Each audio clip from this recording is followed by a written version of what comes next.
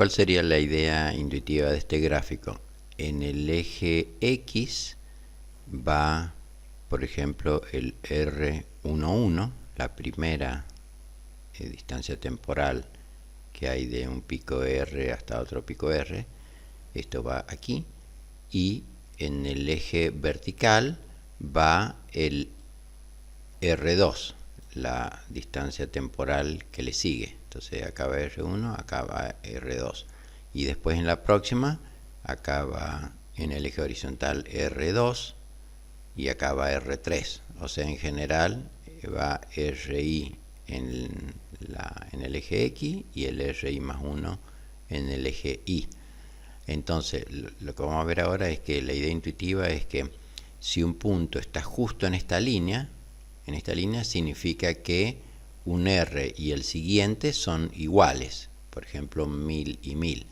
Cuando está por debajo significa que el RI es mayor que el RI más 1, ahora lo vamos a ver con detalle, y esto es lo que ocurre básicamente en la etapa de la inhalación, ahora lo explico con más detalle.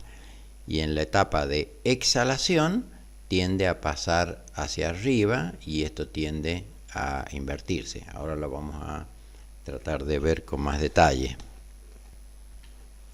Entonces, si empezamos de 0, esta es la primera distancia entre pico R y el otro pico R, que es un poquito más de un segundo, por eso el pulso instantáneo es un poquito menos de 60 latidos por minuto. Entonces acá en el eje X va a ser 1070, por aquí va a estar. Ahora cuando vamos al segundo, la segunda distancia RR es 1030, ¿sí? Acá está en segundo, acá está en milisegundos. Entonces el primer punto tiene coordenada X 1070, ven que está un poquito antes de 1100, 1070, y la coordenada Y es 1030, que sería este punto. Entonces está por debajo, R1 es 1070, R2 es 1030, por lo tanto R2 es mayor que R1, R1 es mayor que R2, es decir, 1070 es mayor que 1030, por eso está debajo de la línea. Ahora, si vamos al próximo, el próximo es prácticamente 1000, ¿correcto? Entonces, en el eje X va el 1030 ahora, que sería aquí, ¿ven? Más o menos 1030 para el eje X, ven que se fue para la izquierda. 1030 para el eje X y para el eje Y prácticamente 1010 sería, ¿ven? Es prácticamente 1000. El próximo punto es ya es menor a 1000, o sea que el pulso instantáneo ya pasa el nivel de 60, es mayor a 60 pulsaciones por segundo, o sea casi 65. Entonces ahora la componente horizontal va a ser 1010, que es esta. Ven que más o menos estoy acá, 1010. Pero la componente vertical va a ser 920, que es lo que vemos acá. La componente vertical es un poquito más de 900, 920. Entonces, si seguimos así, vemos que durante la inhalación, cuando estoy inhalando, las distancias tienden a bajar, o viéndolo como pulsaciones, el pulso tiende a subir, y como las distancias temporales tienden a bajar, me voy desde un poquito más de 1000 a menos de 1000, ¿ven? Va bajando. Ahora, ¿qué pasa? Cuando empieza la exhalación, ¿qué es lo que sucede? Cuando empieza la exhalación, empieza a bajar el ritmo cardíaco, o sea, al bajar el ritmo cardíaco, al bajar las pulsaciones, ¿qué es lo que va pasando? Que estas distancias empiezan a aumentar. Entonces, como empiezan a aumentar, me voy hacia arriba y conforme va bajando el pulso, conforme va bajando el pulso, va aumentando la distancia entre los R. Entonces ahora paso, por ejemplo, de 0,85 a 0,83, que en milisegundos sería 850, 930.